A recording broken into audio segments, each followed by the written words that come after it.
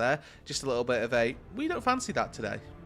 I hope I'm not wrong. Those cosplays in the crowd looked like fairy court cosplays. That I think I looked. I'll take your word for it. Yeah, listen, I'm a bit of a skin aficionado. I own quite a few of them. As Vi, the final ban for Team WE, and we're going to see a first pick Asante come through for TES. Interesting. Okay, so we'll see if Cube has got anything in his locker to try and answer this. Typically, you want things like Fiora, Camille, right, as straight up answers in the lane, but not something that we've seen work too well in competitive without a lot of planning going into it.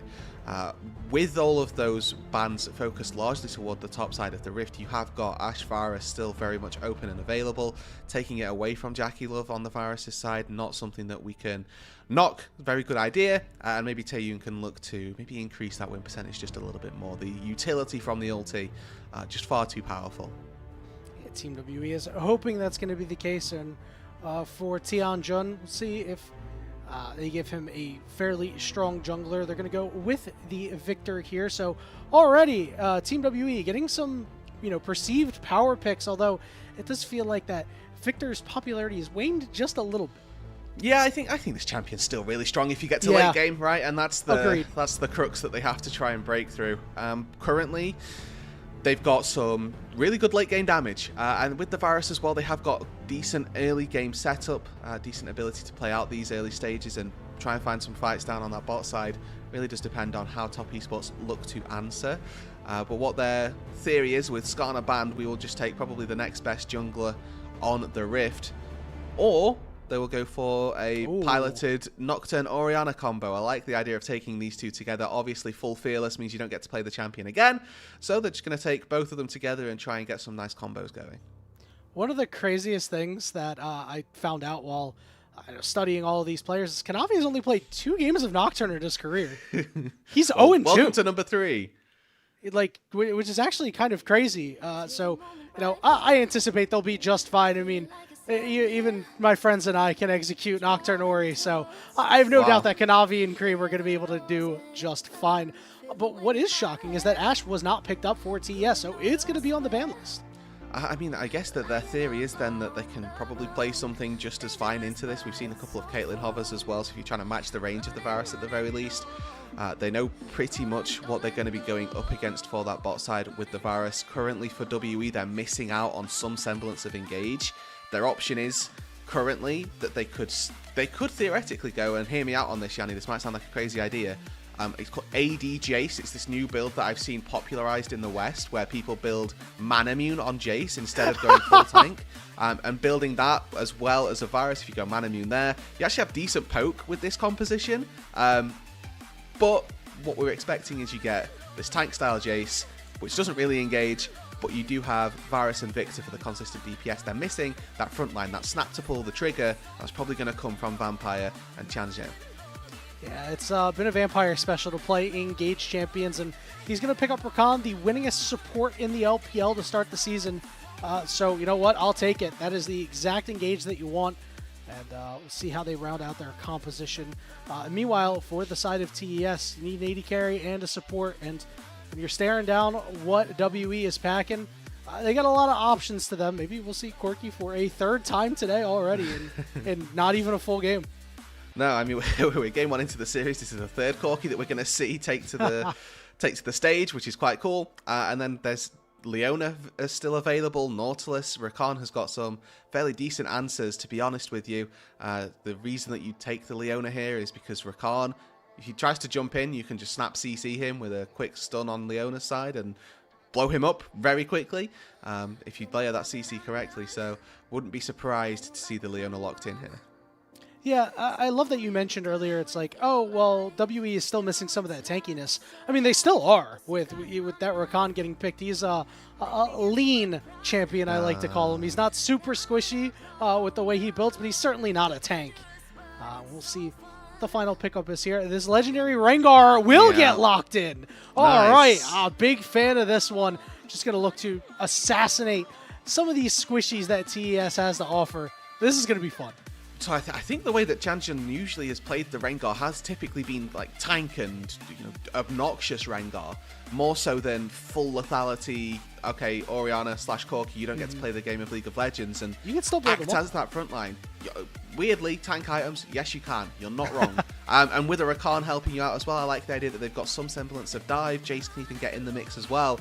I really don't hate this. I also love when, you know, Rengar fanatics get to play their Rengar, right? It's definitely, if there was one person in the LPL that I'd want to see pull out Rengar, Tianzhen is that player. So, I mean, going into game number 1, Yanni, they've got Victor Corki, or Victor Varus rather, really solid DPS for team fights. They've got this obnoxious tank Jace that's going to be able to farm grass procs for free versus a Cassante. They've got Rengar plus Rakan that can easily dive in, and the Rengar's going to be nice and tanky. The Rakan very slippery. All the pieces are there for WE. I'm really not against this. Couldn't agree more, and they're going to have opportunities, especially with Kanavi playing this Nocturne. Listen, there's two kind of junglers that you've been seeing picked in the LPL. Junglers that farm to 6 and junglers that don't have to. And while certainly Rengar, you know, hitting level 6 is a pretty big power spike, listen, Rengar, before he hits 6th, and you hit that empowered Ebola, like, all of a sudden, boom, they're rooted up. You're going to be able to have some follow-up engage with the Rakan, so hopefully they're going to be able to get some kills off of that while Kanavi is a little bit preoccupied trying to grind to 6. Worth saying as well, with the map changes that came, I think season 14 that happened, Rengar got a little bit nerfed trying to gank lanes pre-level 6 just because all the bushes got a lot further away, and yeah, you get incentivized to lane gank more than anything, let's say. Ooh, I already like what we're seeing here. Like, what are we seeing here already? It's a nice little deep ward up on the top side is Cube, and 369 trade back and forth. All right. So 2 wards down very early on. That should be able to help out Cube if he's pushing the wave in, trying to farm some grass procs as well, make sure that his very early potential of getting ganked is a little bit mitigated. Actually, I forgot what league we're watching, Yanni. It's a lane swap.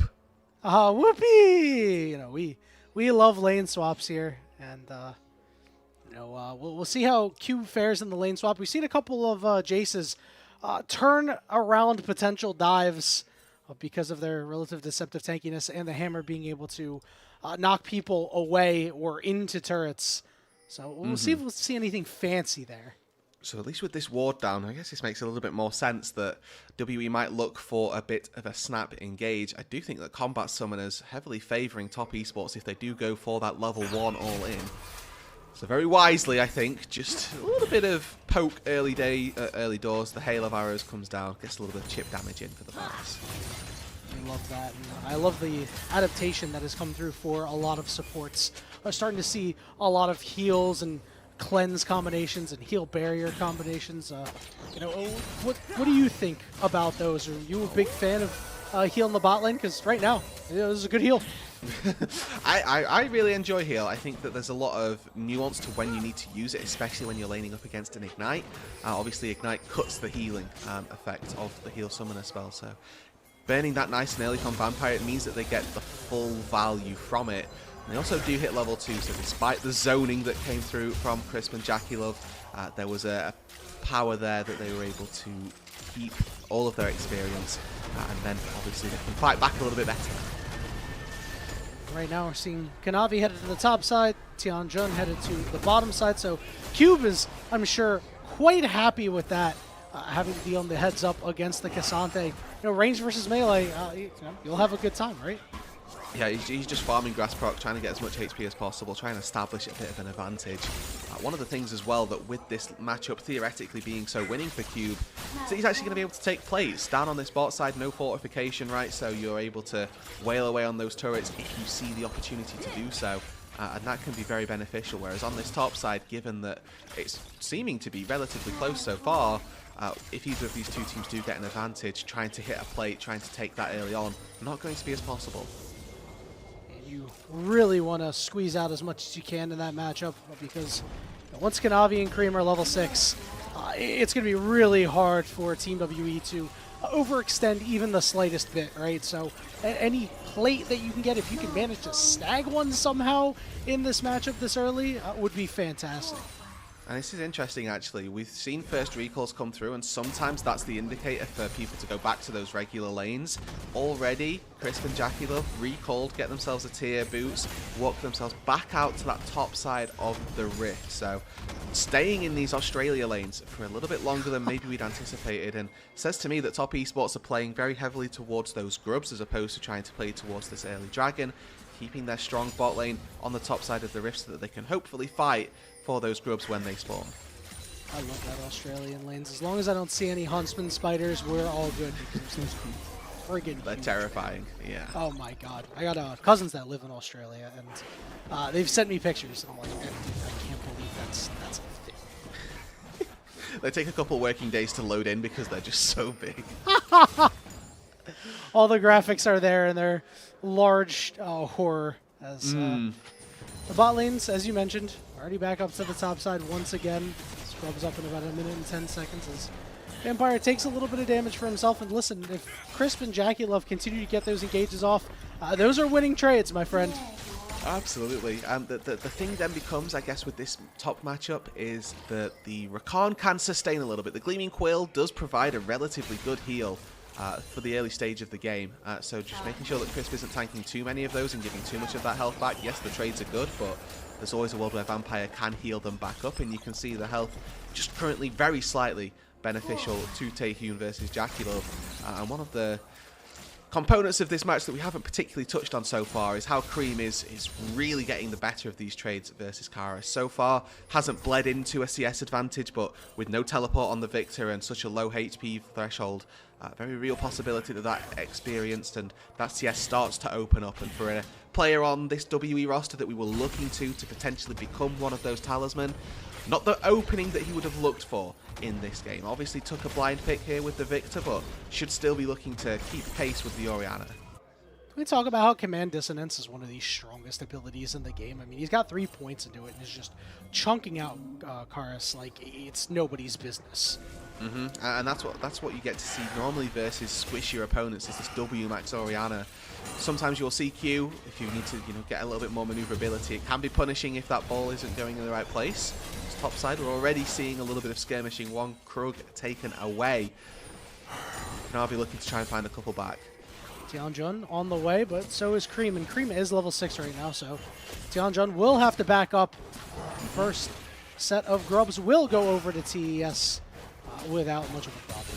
And this is exactly right why we saw Top Esports keep their bot lane on that top side of the Rift. Creme has been really, really proficient in this mid lane matchup so far, constantly keeping Karis under the turret, forcing them back to base and chunking them out time after time when Dissonance is available, making it really tricky for really any form of contest on that top side. You saw Tianzhen poked his head in, see if he could smite one of them away, wasn't able to. The first feat of strength, that first objective already picked up then by Top Esports.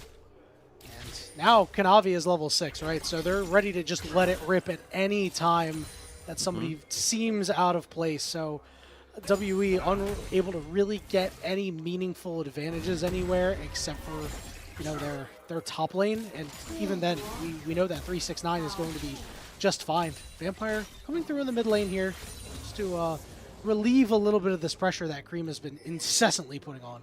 And what we'll probably begin to see is a lot more focus around the mid lane. The early levels, we didn't really see anything because there wasn't a lot of kill threat. Now the Orianna has that ulti, now the Nocturne has it as well. I expect to see a lot more vision start to be placed around this mid lane to try and spot out Kanavi's movement. And also, I'd love to see Creme just let a shockwave rip, see if you can force the flash from Karis, and then that becomes a very repeatable gank in the mid lane. With a no-flash Victor plus Nocturne Orianna, trying to get out of that can be very difficult for Karis, and without the proper setup, without the rest of his team giving him some support, that's going to be a bit of a struggle. You can see on this top side, getting that support from Vampire is going to be difficult. He's getting pushed in under the turret. Here we go. Tianzhen using the thrill of the hunt, trying to leap onto Creme. The shockwave's there, and here comes Kanavi. Tianzhen healing up for quite a bit, but he's going to flash for flash, and Kanavi will pick up first blood. Perfectly executed in that mid lane. Creme halts Tianzhen on his entrance. Shockwave comes in perfectly timed. Make sure that the Rengar, even though he gets a big heal from his W, wasn't quite able to do enough damage. Flash away from Tianzhen, not able to keep him safe. And Kanavi already out to a CS lead. That first Nocturne Paranoia, so pivotal, has been a success. Yeah, I mean, I can't really fault Tianzhen for that, right? It feels like at some point you have to start taking action, taking initiative. You know, unfortunately, because he didn't hit 6 before Kanavi, he couldn't do it. But listen, he called a shot, he went for it, didn't work out. Gets a little bit of a replay then of how this all started off, and you know, largely avoiding vision, but as soon as Creme gets this indicator over his head, knows, and just as soon as that jump starts to come through, stops him in his tracks, and you see that the empower there, so much of your damage comes from an empowered Q on Tianzhen there. Has to use it for the W to keep himself safe, and then all of that damage is missing, and you don't have the damage to kill Creme. Everything starts to fall a little bit flat, and Karis not quite able to pick up the pieces either. Still, this early game victory, definitely weaker phase of the champion.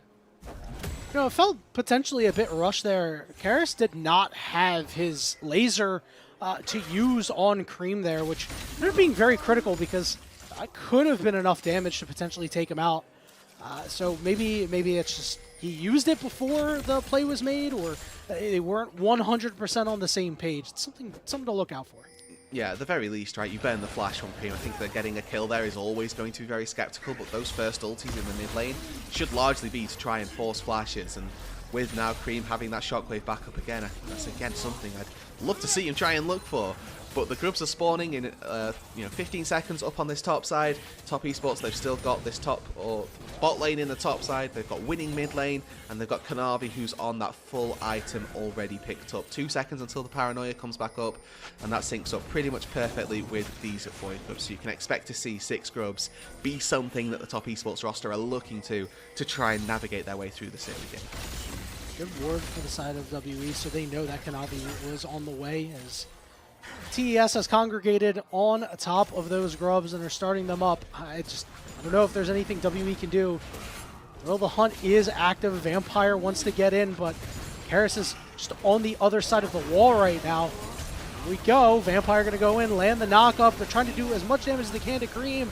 Members are so low, and flying over is Kanavi to scare 1 kill. Big shockwave lands onto 3, and now Tianzhen is the next target. He will fall, and now they're going for Taeyoon next. He's down 2. Karis, as you mentioned, can't pick up the pieces. It's a triple kill for Kanavi.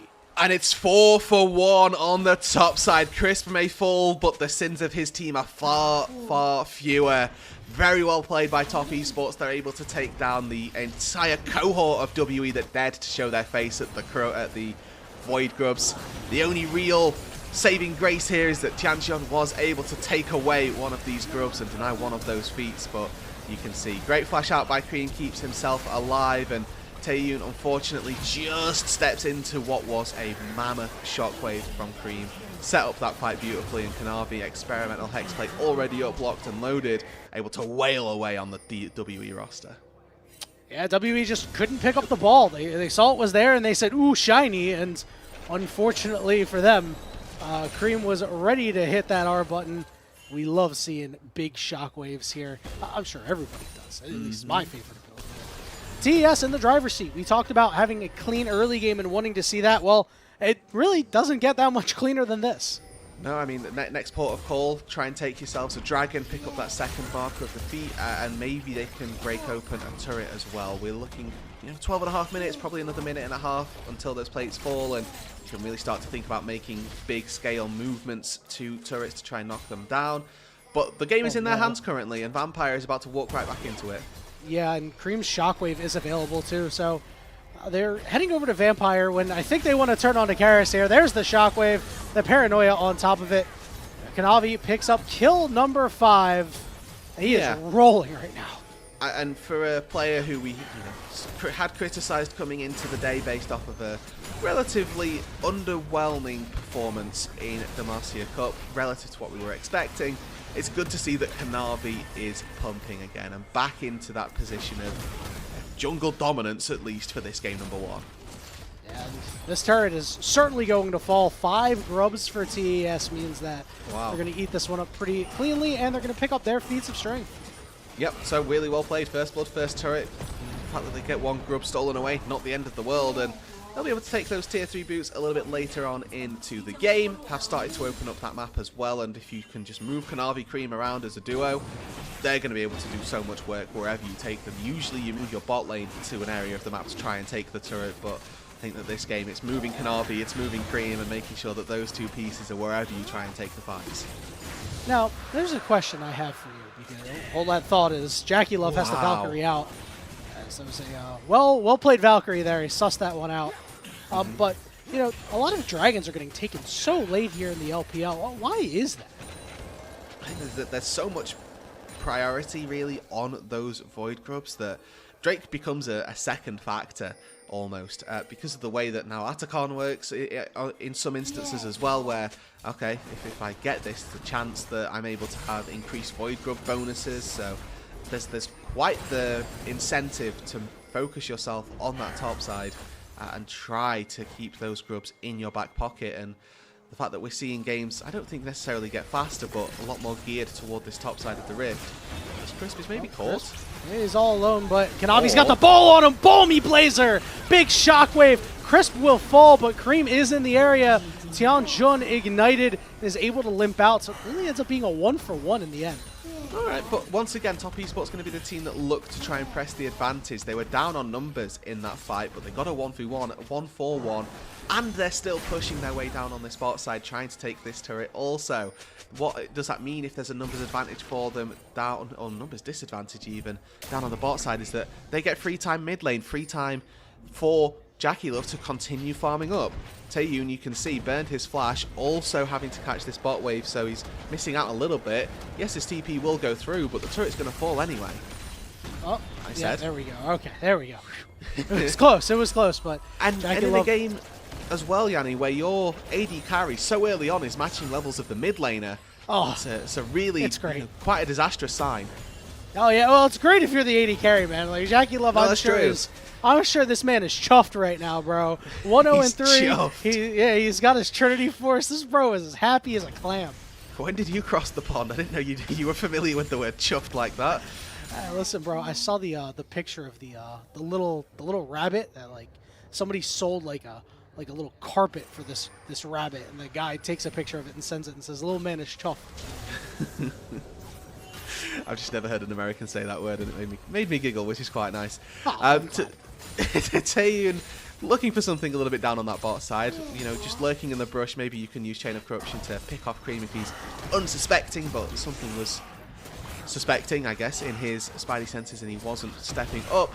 Top Esports already out to a very strong early lead, and with this Herald and 5 grubs, your expectation is that they'll be able to break open that bot tier 1 and probably break open the rest of this game without too many difficulties. For WE, their hope is that the game doesn't end in the next 10-15 minutes and that they can get some items on Taeyoon, get some items and evolutions on Karis, hope that they can scale, hope that they can be late game menaces, late game phenoms, but currently it's looking pretty rough. It's going to be so hard just because Kanavi and Creme have this incredibly easy to execute go button, you know, and with the Rift Herald as well. I mean, you know, sometimes you're saying, hey, we're going to drop a Rift Herald in, you know, X lane just to get this outer turret, but I think that TES probably have grander plans for that. I would expect so. If that was where the ball stopped for TES, we'd maybe be just a little bit disappointed, but you can already see the fact that JackeyLove is the furthest member up on his team. He's Valkyrieing forward into the engaged support. Really a good commentary on how this game is going. But we've got a Drake spawning, and now Kanavi's caught. They're going to chase him down. He's going to turn out the lights, holding the shockwave here, trying to do something. Hit him, couple of members.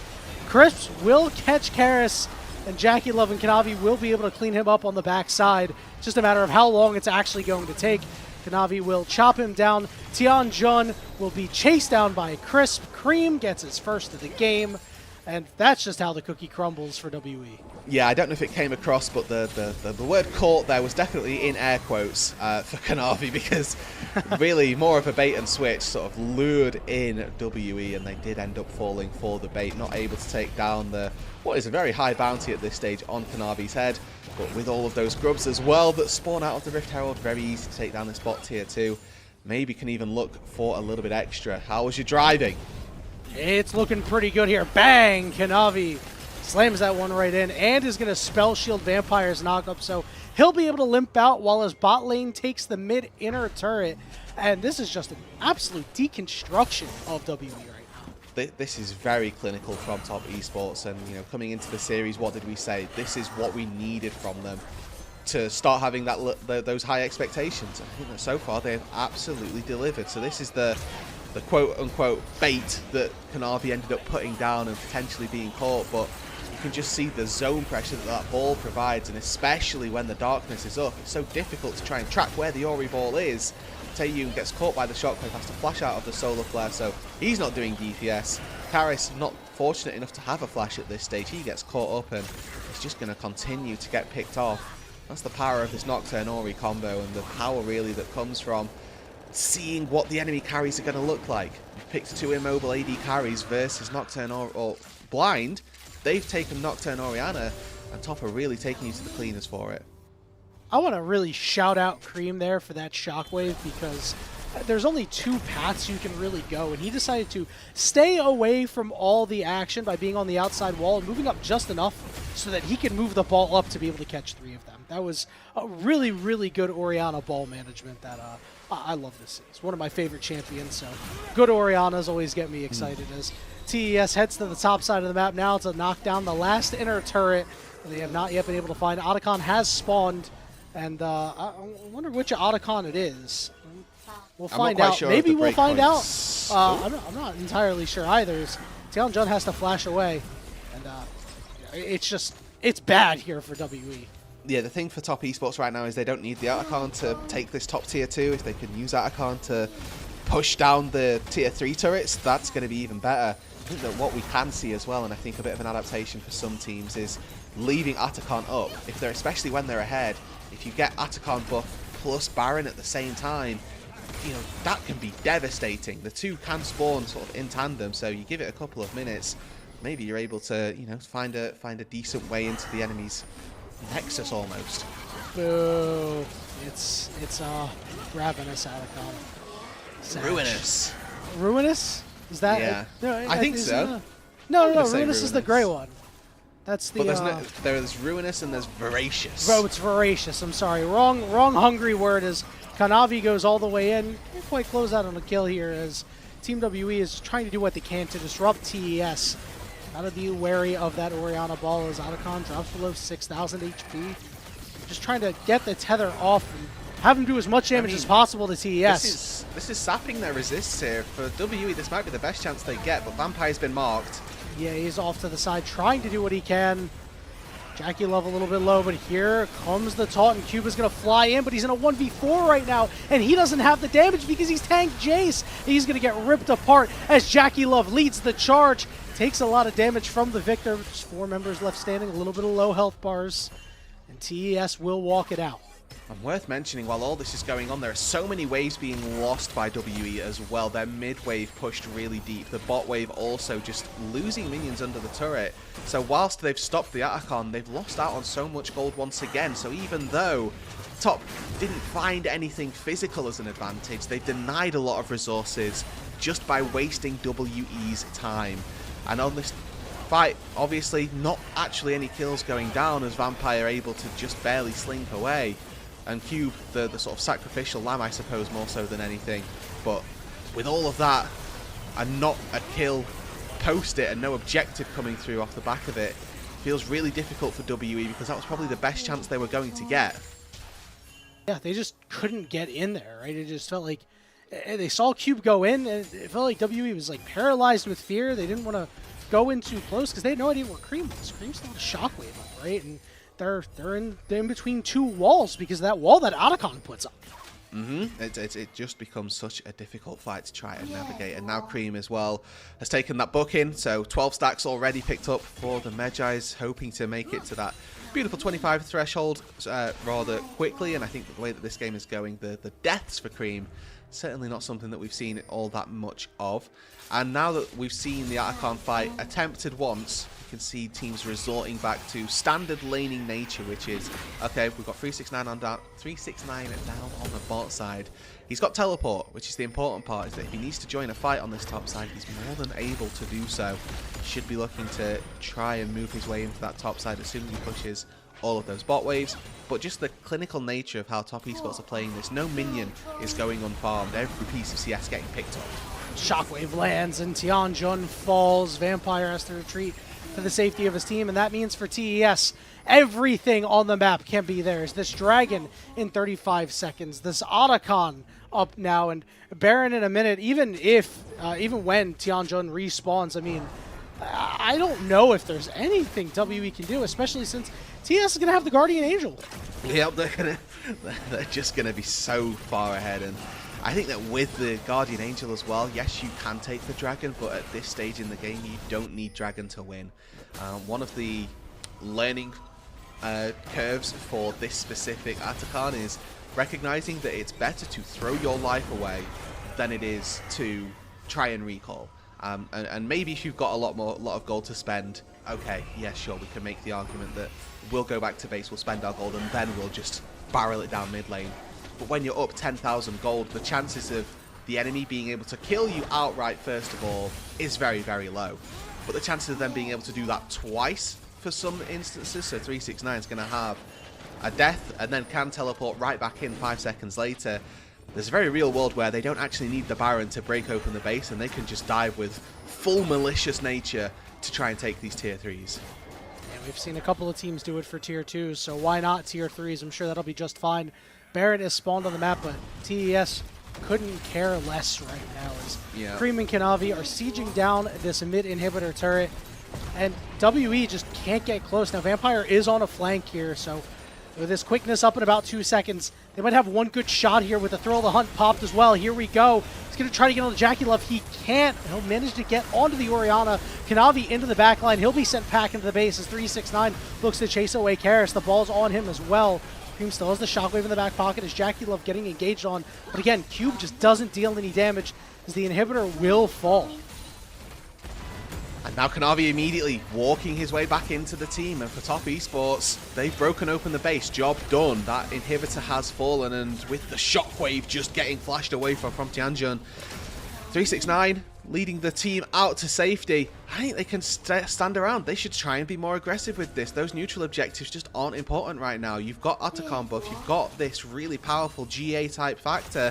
Use it. You are wasting the buff if you don't go and die, or at least get a lot of gold from it and get a lot of value out of it. So do the same thing down on this bot side. They absolutely should be looking to do this, as it's effectively a cheat code. Well, 369 has Cube locked up near the mid lane as JackeyLove Valkyrie's over the wall, and WE just has to pull back because they're going to take so much damage. And now the lights go out, and the target is there. Varus has fallen. The next one will be Vampire, as TES still has this false life buff. And now the next target is Cube. He's going to go back in to just do a little bit of damage and get the heck out of dodge. TES, the health bars are low, but they got that extra life to play with. Yeah, in hot pursuit, but they're not doing anything, and now they're going to turn it around onto Karis. He's been slowed up. He's got the ultimate, and they will be able to take out Chris because, as you mentioned, the buff is gone. 369 goes deep. He'll go down next. Karis picking up a second one, and now JackeyLove going to be the object of their affection. Shockwave dodged out there by Tianzhen. Now looking for Kanavi, but Kanavi, a tough cookie to crack. Yeah, and I mean, some nice little fancy feat there from Tianzhen, and some couple kills at the back of the fight, but importantly, JackeyLove, Creme, Kanavi, they all get to walk away, granted with some very low HP bars. This means that the Dragon probably going to be forfeit, but what are they going to be able to do now? Oh, I've got bot inhibitor down, mid inhibitor down, Baron's up. I wonder where we're going to see top esports look to play towards. They're going to head up to that big purple worm, and they probably don't even need it to close out this game. They're just going to do it as a formality more than anything. Crisp, E-flashes on to our resident upgrade for Karis, and even though the flash didn't quite work out as the buff wears out just in time, you get to see that the chase down potential for this composition certainly exists, as we get to see Tianzhen constantly trying to hop through these bushes. And again, not quite sure of the heads-up nature of this, but just clocked Creme, knew exactly what the plan was, and it's very good game sense. Yeah, bro, just Ultra Instinct Tianzhen as Vampire. Not able to dodge a damn thing, but will be able to dodge out on the Zenith Blade, so his life is not quite forfeit as TES, they don't even go for the Baron right now. They are looking to just siege down this final inhibitor turret. And why wouldn't you? The beauty of it is that they just don't think they need it, and blatantly they don't. Well, Tianzhen is forced all the way out. Vampire goes in, lands the knockup and taunt onto 2.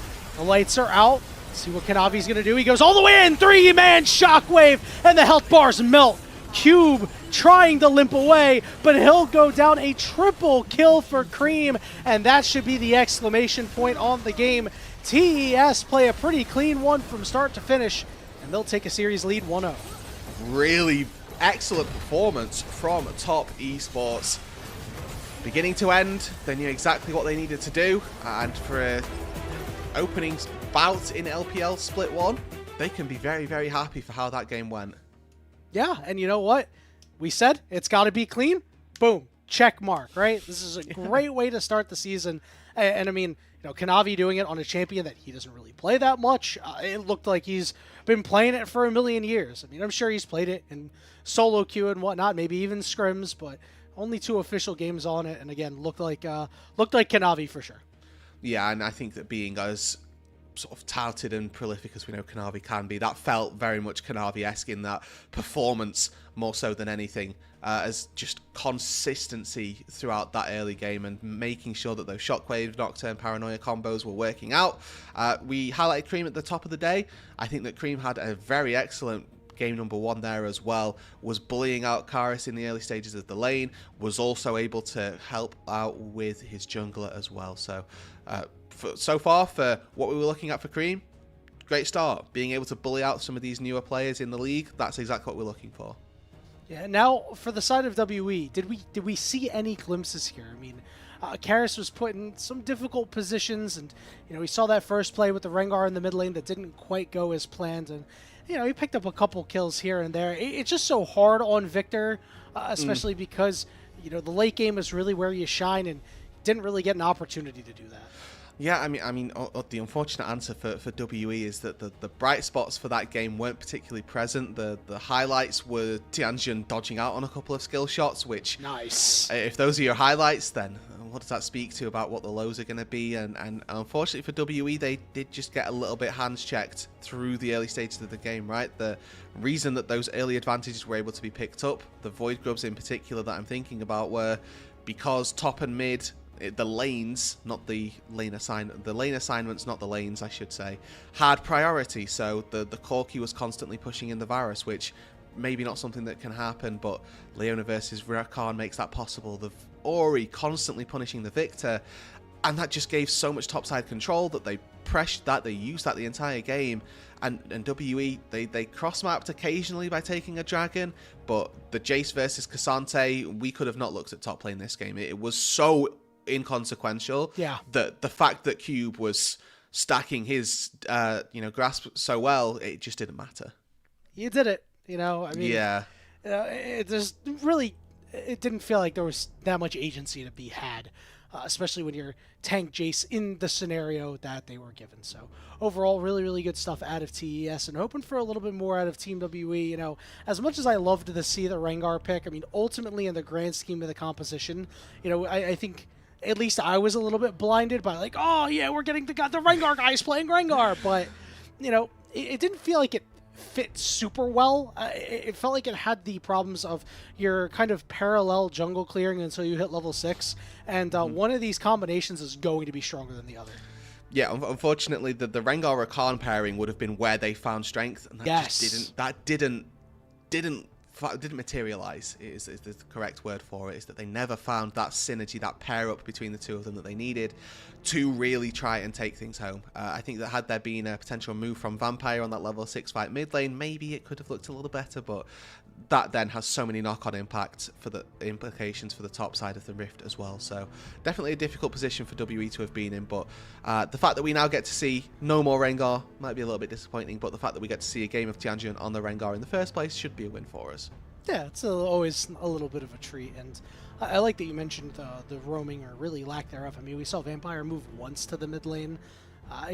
Feels like there has to be a way to do it a little bit more, but the problem was, I mean, when he was gone, JackeyLove was full court press over on Taeyoon, right? Immediately, it was ready to Valkyrie in, and I mean, in that matchup, it just feels like Corki is going to really win every time. Take a look at our post-game screenshot here. I mean, there's not really a whole lot to talk about. I love the damage that Creme put out there, the leader in the game. So I believe this causes puts up a little bit of a question here, Roodood. Who do you think will actually get the player of the game? Because Kanavi certainly did well enough to get it, but Creme is a sneaky second choice. I would probably go Creme, to be honest. I think that Nocturne Big is a pick that is so facilitated by your laners, and Creme did exactly what he needed to, right? Like, in all instances, was pushing the wave, had the advantage versus Karis, and got Nocturne to level 6 safely. That's sort of one of your leading jobs as a mid laner, is make sure that your jungler isn't getting invaded on and losing those camps. Did that and more, was able to perfectly execute. I would go Creme this game without a doubt. Yeah, excellent. I would too. I mean, like I said, I think Kanavi did quite a bit in the early game, and obviously was a huge reason why the team won. But I mean, Creme's got 100% kill participation. How can you argue with that? Yeah, also that. I mean, there's a little bit of a cheat code. Orianna, a little bit of an enchanter in her own right as well. So if you just shield somebody who does damage, maybe you get an assist there that you wouldn't have got for doing damage. But you are exactly right. Like, he was just everywhere, did exactly what he needed to, and was pumping out damage with Medjai's as well. So I have no actual complaints about Creme. Yeah. Hey, big shout out to Karis. 100% KP as well. I mean, obviously, that's a little difficult, but damage percentage for his team was at 32%. I mean, this is solid. Obviously, it's not the ideal conditions for Victor, but he did what he could based on the game scenario. So credit to him. Yeah. I think that being in the places at the right times was the important part, and as the Victor as well, you really want to get those kills to try and get those upgrades a little bit earlier on, and that's why I do think that skirmishing around a Victor can be quite powerful if you pair the right composition with it, so you can sort of leech from the rest of his strong early game team to get him to that late game a little bit easier and get him to that late game and be the stronger presence a little bit earlier. But that just wasn't quite the case this game. I don't know that we ever got to see a evolution of the ulti in effect in a team fight, largely because by the time that he'd have evolved the R, the fights just weren't going their way at all, and trying to get any sort of reset was a difficult part. It was a not so glorious evolution. And while we wait a little moment to see who the player of the game was, I do want to ask you, what do you want to see out of Team WE going into this next game? Well, they get blue side, which should be nice. Which means that they can take Ashe, probably. Which gives them playmaking on mid. Well, it gives them playmaking, period, because they get Enchanted Crystal Arrow. So I would love to see some sort of denial of Creme, because I think that obviously him being my personal MVP. They gave it to Kanavi. Yeah, I understand though. I can understand that, but I will still respectfully disagree, as I think that Creme helped Kanavi do what he needed to do. Either way, Kanavi though, also helped Creme. Kanavi did help the ball Creme. Delivery system. No, Why can't we have a co-MVP here, man? They did run the rift, yeah. Yeah, they played like they did the fusion dance, man. Like they were just. It felt 2v5. Like, that's not to disparage everybody else on TES, but like, I mean, it really was the Kanavi and Creme show. The other three members of the team were along for the ride, which was sometimes it's absolutely fine. But sometimes they just put you in the backpack. No, absolutely. Sometimes they need to as well. But this game probably wasn't that. 369 was just playing Cassante, man. This guy had a chill laning phase. He had to take the brunt of playing up against Jace. I think he went even in CS. Was still a tank in the late game. My team won the game. Cool. Yay. Nice. Thank you. Hey, listen, we'll always take those. And right before we head to a break, I want to just remind everybody that we are an entirely fan-run broadcast produced by passionate individuals who love the LPL just like you. And as such, we have started a Ko-Fi account that you can access in the chat. Any donations there will go directly to broadcast upgrades or paying on-air talent and the production staff. By becoming Ko-Fi members, you can also unlock perks like access to members-only servers, early access to unique content and interviews, and the most important one, the ability to suggest questions and collaborate. That one is a big one because we're hoping to get a little bit of a kickstart on interviews, fingers crossed. So if you really have some burning questions out there, become a Ko-Fi member so you can drop them to us today. So we thank everybody who is considering or even just supporting us through viewing. It really does mean a lot. But we are going to kick it to a short break while the teams split aside, reconvene, figured out what worked and what didn't. And when we return, we'll hit you with the Game 2 draft between TES and Team WE. Don't go anywhere.